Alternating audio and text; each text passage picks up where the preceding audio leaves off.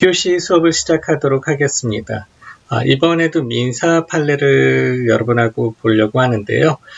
이번 판례에서는 간호사분이 피고인 신분은 아니지만 그 상황에서 간호사분이 굉장히 난처한 상황이었어서요.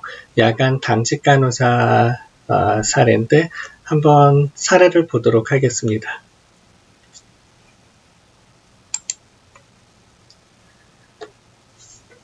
이거는 그 판례 원본은 아니고요. 로엠비라는 이 업체에서 그 판결문을 보기 좋게끔 꾸며놓은 그런 판례입니다. 그래서 한번 손이 간 거죠. 그래서 법원 서울 고등법원 판결문이고요.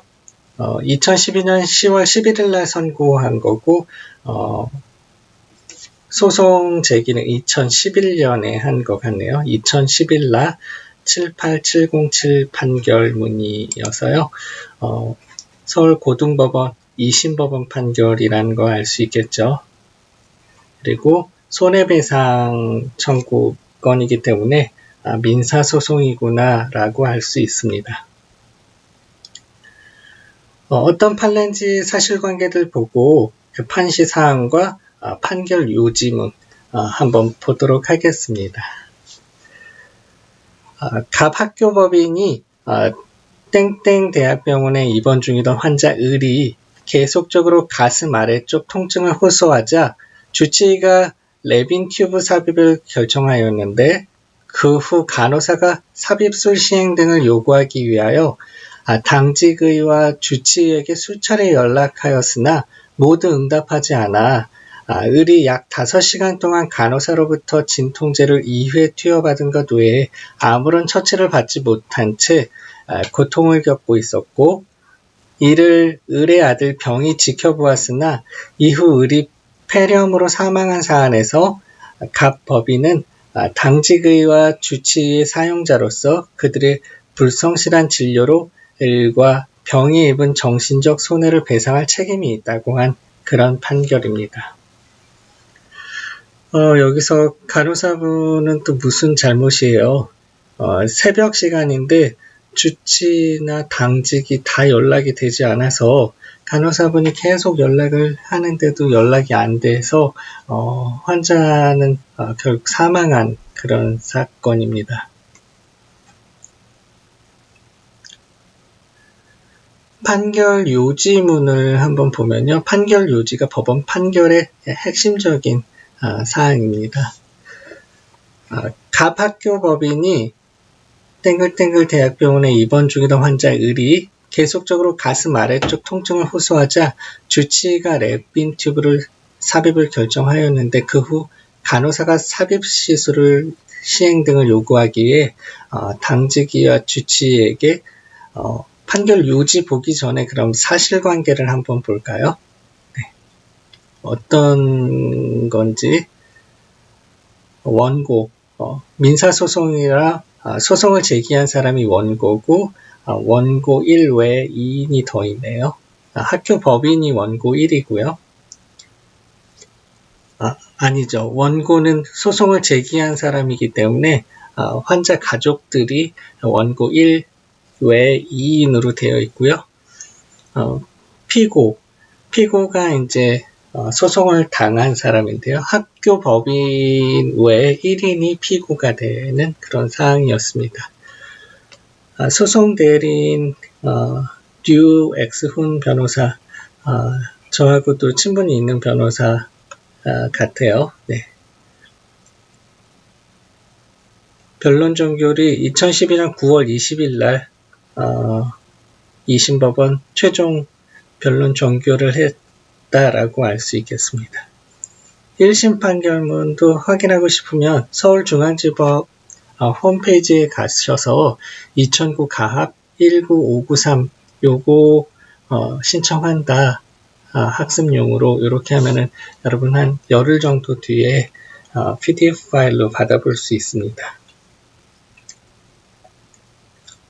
주문은 법원이 이렇게 판결한다라는 거였죠. 그래서 주문을 보기 전에 이 소송 사실관계가 어떻게 되는지 한번 보도록 할게요.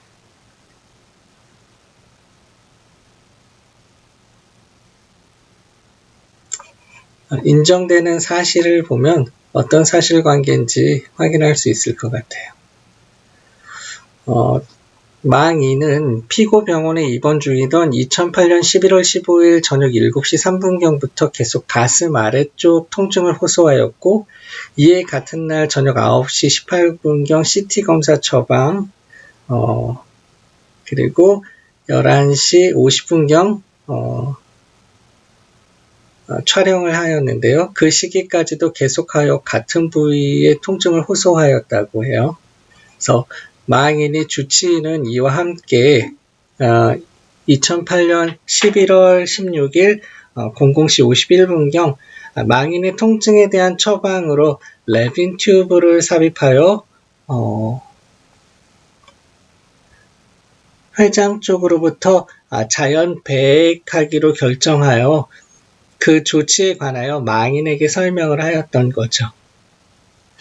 그리하여 간호사는 같은 날 땡땡시 55분경, 00시 55분경에 레빈 튜브 삽입을 위해 당직의에게 연락했으나 당직의는 나타나지 아니하였고, 같은 날 02시 26분경 다시 당직의에게 연락했으나 연락이 되지 않았고, 주치의에게도 이제 급하니까 연락을 하였는데 주치의도 연락이 되지 않았던 그런 사안이에요. 그래서 당직의한테 계속 연락을 했는데 지금 뭐 이렇게 CT 처방 밤 9시경에 하고 바로 00시 51분경 뭐 55분경 뭐 그 이후로 또 뭐 계속 연락을 했는데 당직의가 연락을 안 받았어요. 당직실에서 잠을 잔 게 아닌가 추정이 되는데, 망인은 같은 날 03시 19분경 간호사에게 통증을 호소하면서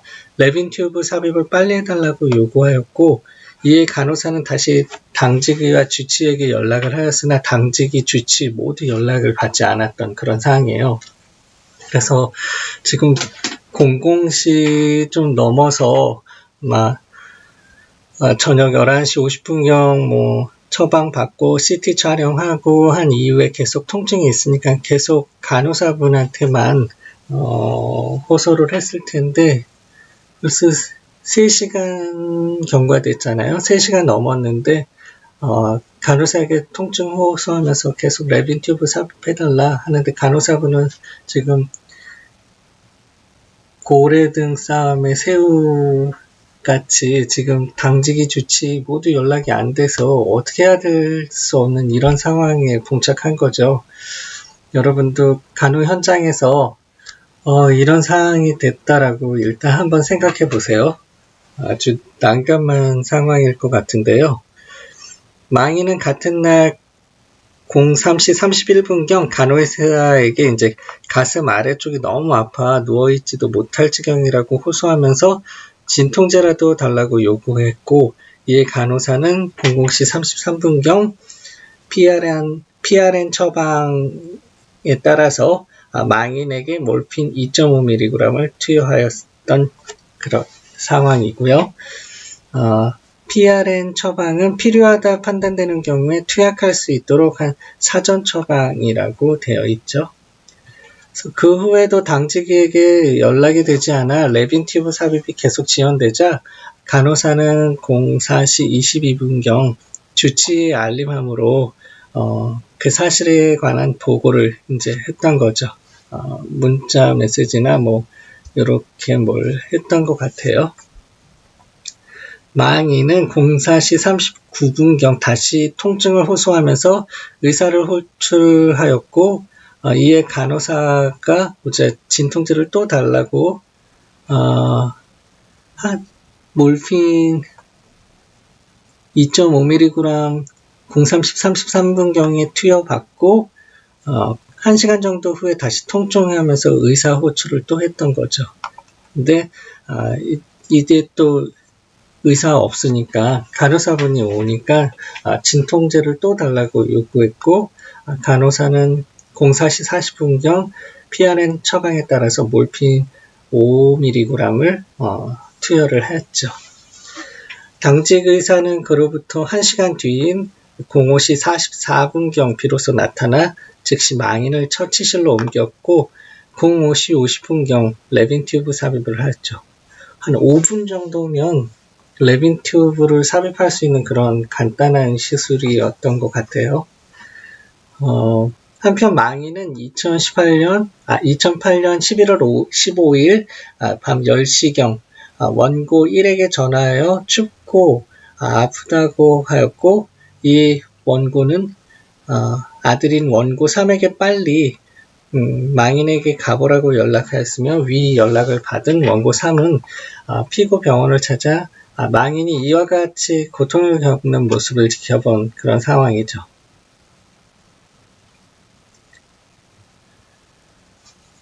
당직이와 주치에게 연락이 되지 않아 망인이 사망하게 되었는지 여부, 이거를 한번 보면요.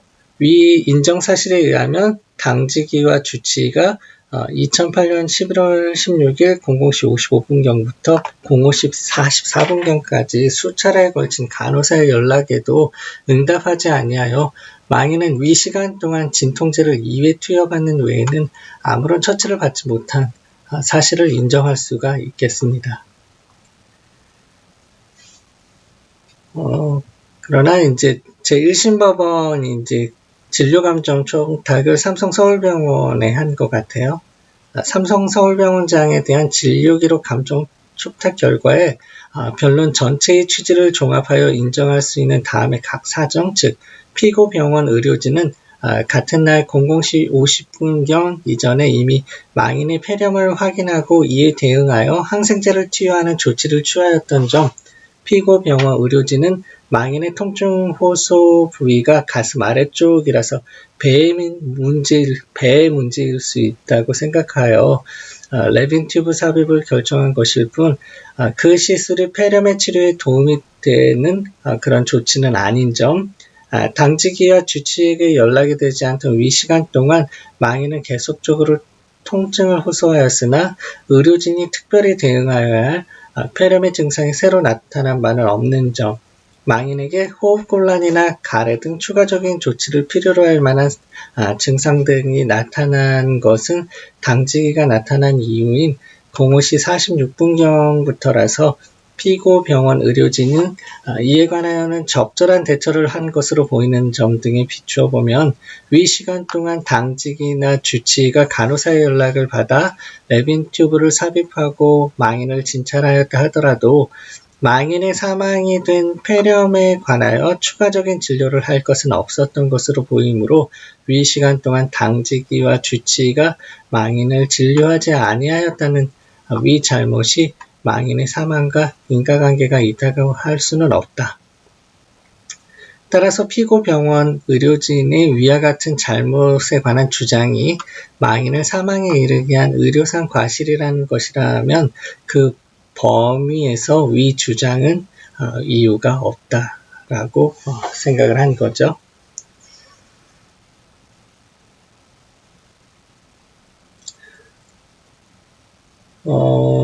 그 폐렴 증상과 레빈 튜브 삽입과는 관여가 인과관계가 없는 것이기 때문에 그거 안 해준 거 가지고는 과실이 있다라고 주장할 수는 없다라는 그런 이야기예요. 피고병원 의료진이 망인에게 현저히 불성실한 진료를 하였는지 여부가 문제가 다음 문제일 텐데요. 이거는 이제 불성실한 진료를 하였다라고 보여지죠.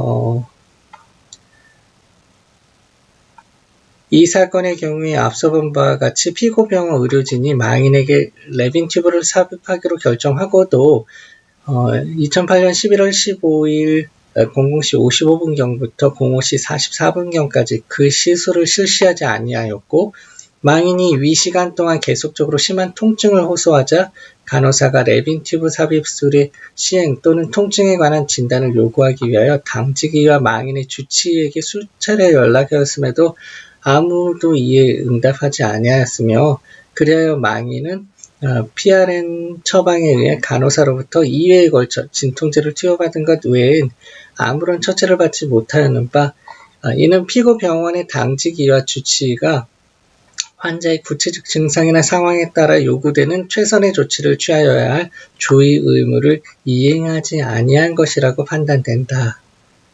그래서 불성실한 진료를 하였다라고 보아지는 거죠. 그래서 결론적으로는 어떤 주문을 냈는지 한번 보도록 하겠습니다.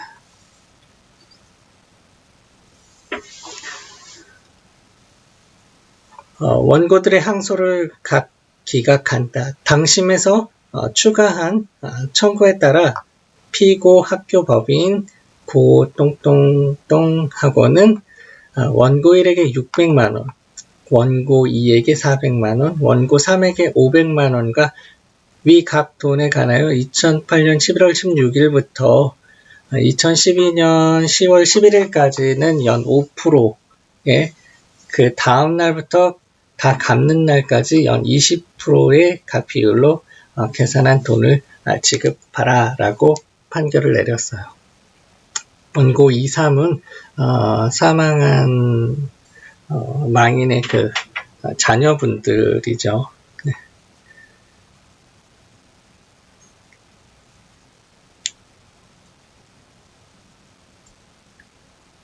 여기서 주문 3번을 보면 원고들의 피고 학교법인 고 땡땡 학원에 대한 각 나머지 추가 청구, 피고 2에 대한 각 추가 청구는 각 기각한다. 인정하지 않는다라는 거죠. 네 번째로 항소 제기 이후 1심에서 2심으로 항소를 제기한 이후의 소송 비용 중 원고들과 피고 학교법인 고땡땡학원 사이에서 생긴 부분은 원고들이 80%, 위 피고가 20%를 각 부담하고 원고들과 피고 2 사이에 생긴 부분은 원고들이 부담한다. 이때 소송 비용 부담한다고 해서 변호사 비용까지 되는 건 아니고 고땡땡 학원에서 김현장 같은 대형 로펌, 태평양 같은 대형 로펌을 선임하면 굉장히 많은 변호사 선임 비용을 내야 될 텐데 그 기준이 아니에요. 네. 그거를 부담하는 건 아니고 소송에 대한 인지대라든지 기본 최저 변호사 선임 비용의 얼마를 80%를 부담하는 거지 이게 대형 로펌을 선임했을 때 그 소송 비용까지 부담하는 그거는 아니에요.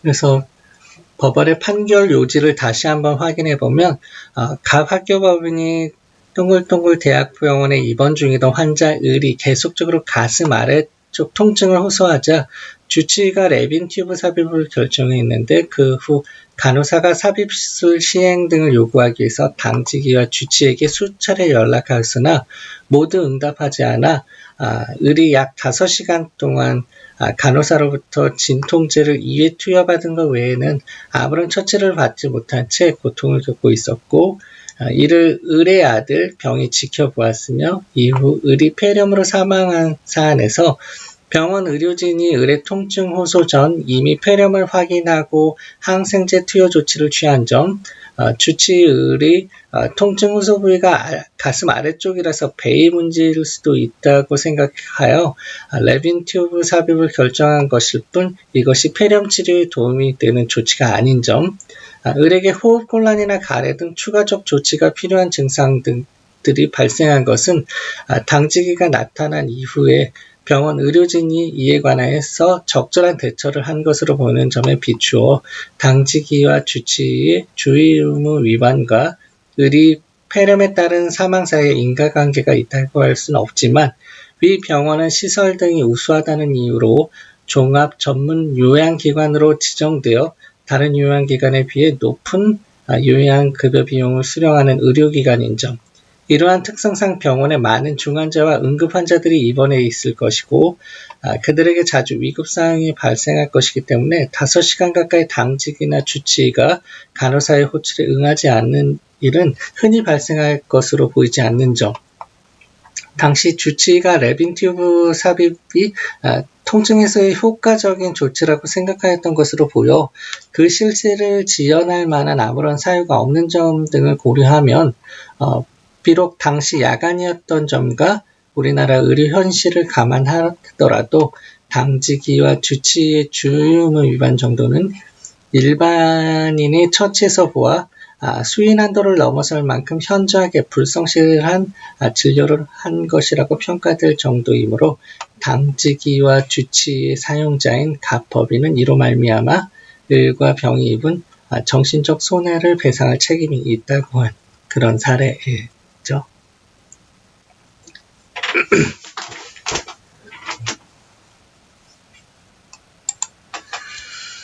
네, 그래서 우리가 저번 시간에 간호사 관련 형사 사건들을 몇 개들을 봤고요. 이번 시간에는 이제 민사 사례를 봤어요. 여러분 당직 쓰고 있을 때 이런 상황이면 정말 어떻게 해야 될지 제가 이 판결을 보면서도 제가 다 손에 땀을 쥐게 됐는데요. 이런 상황에서 정말 어떻게 해야 되는지 여러분도 미리 사전에 대비하셔야 될 것 같고요.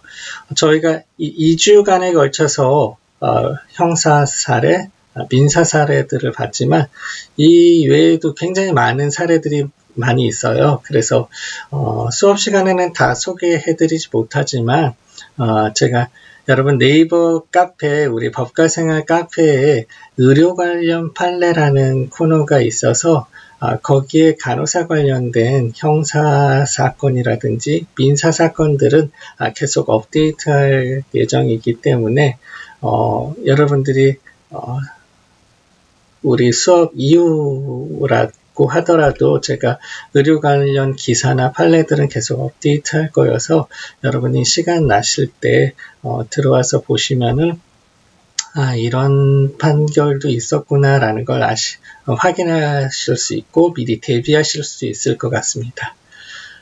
그러면은 오늘 수업은 이것으로 마치도록 하겠습니다. 감사합니다.